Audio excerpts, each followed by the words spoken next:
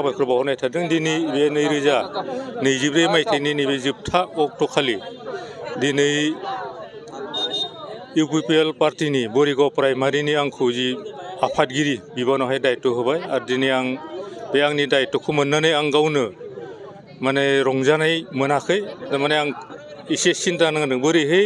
रायजो राजाफोरखौहाय खौसेथियाव लाबोनानै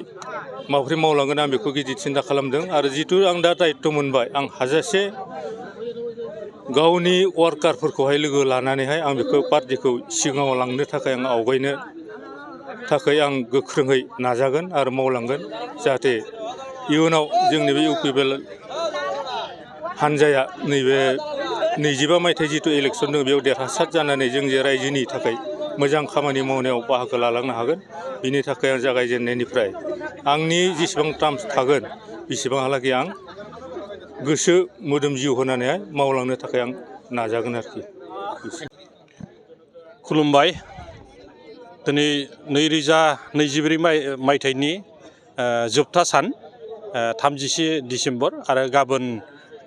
2025 मायथाइनि सेथि सान एबा गोदान बोसोर आरो बे गोदान बोसोरनि साफ्रोमबो जोंनि बिटिआर बासि आरो लोगोसे बुहुमनाङैनो जेसेबांखिनि सुबुं माहारि दं गासैनिसिम आं गोसो गोरबोनिफ्राय हामग्लायनाय आरो मोजां मोननाय आं बावहरबाय। जों दिनै धोनस्रि समस्ति हिसाबै इउपिपिएल दोलोनि मोनसे कमिटि बेयावहाय जोङो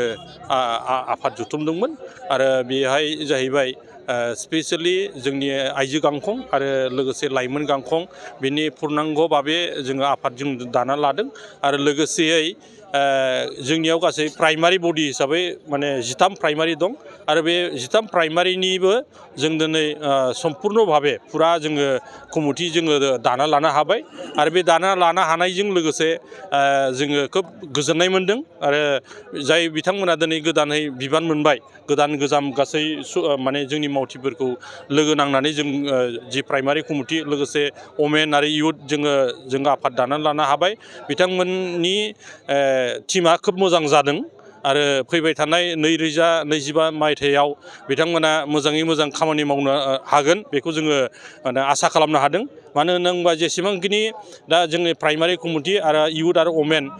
बिथांमोनहा कमिटि हिसाबै लुबैनाय बायदि प्राइमारिया लुबैनाय बायदि जों बेखौ दानानै होनो हादों आरो मानो होनोबा जों दिनैहाय इउपिपिएल दोलोनि जाय गाहाय बिथां प्रमद बर' बिथांनि दैदेननाय जि इउपिपिएलनि जि बिटिआरनि जि सरकार बे सरकारनि मावनाय दांनाय खामानिखौ नुनानै जोंनि जेसेबांखिनि कर्मिफोर दं बिथांमोनाबो खोब गोसो गुदुङै खामानि मावनो हानाय मोनसे साहस मोनदों आरो रायजो राजानिफ्राय हेफाजाब मोनदों आरो बेखौ लानानै 2025 मायथाइयाव बिनिफ्राय आरो बांसिनै जायनि दा गोदान कमिटिफोर दानानै लानो हाबाय बिथांमोना मोजाङै मोजां खामानि मावलांनो हागोन जों बेखौ आसा खालामनाय थादों आरो बिथांमोनानो जिहेथु माने प्राइमारिनि जानानै बा जोंनि समस्तिनि जानानै खामानि मावहैगोन जों बेखौ आसा खालामबाय आरो गासैनिसिमबो आङो